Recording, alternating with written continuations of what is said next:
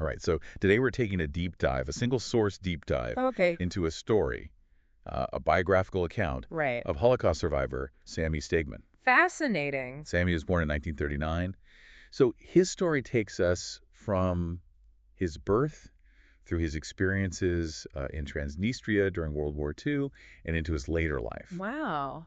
His story is unique for a couple of reasons. Oh. He was deported by Romanian authorities, not German, which is something that we don't often hear about. Yeah, that's interesting. And he was subjected to medical experimentation, which had lasting effects on him. Oh, wow. But perhaps most remarkably, his life was saved by a German woman. That's pretty amazing. So how did he survive such hardship?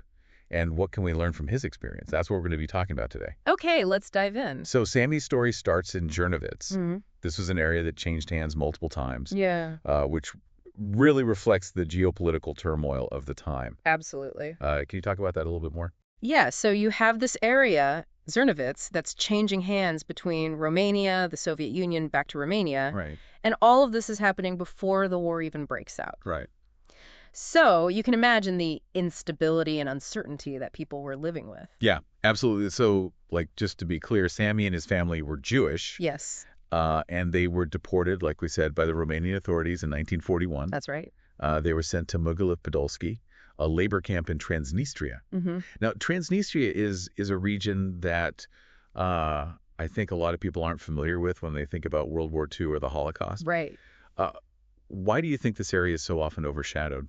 Well, I think one reason is that Transnistria wasn't directly under German control. Okay. It was this kind of lawless territory Right. where Romanian authority had a free hand. Right. And really, the atrocities that were committed there were just brutal. Yeah. You know, mass shootings, rampant disease, starvation. Yeah, I mean, it's a reminder that the horrors of the Holocaust extended far beyond the borders of Germany. Exactly. It was this vast network of suffering. So, Sami was a young child when he was deported to Transnistria. Yeah, he was only 2 years old. And one of the things that makes his story so powerful is that he was subjected to medical experimentation. It's chilling. It's chilling to think about, especially because he doesn't have specific memories of the events themselves. Right.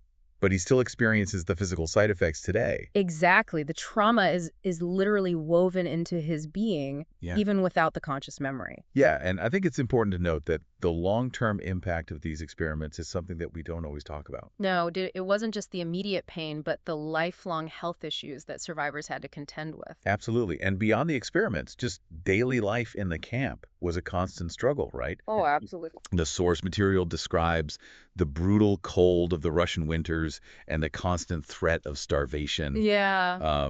And there's this one detail that I found particularly heartbreaking, where Sami's father trades his winter coat for a loaf of bread. Oh, God. Can you even imagine the desperation that must have driven him to make that choice? It's unfathomable Yeah. to think that you would sacrifice your own well-being Right.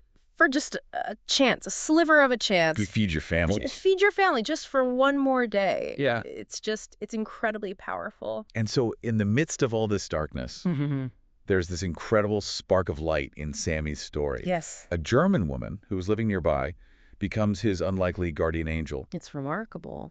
This woman was delivering food to the SS guards at the camp, Right. and she sees Sami starving and decides to secretly provide him with milk. Risking everything. I mean, it's astounding to think about the courage it took for her to do that. Yeah, to defy the Nazi regime. Right. Knowing the potential consequences. Absolutely. I mean, she could have been killed for that. Yeah, and she didn't hesitate. She Right. she saw a child in need and acted. That's the incredible thing about her story. Yeah, and the source material mentions this detail that I can't get it out of my head. She would pinch Sami's cheeks as they regained color, claiming them as her own.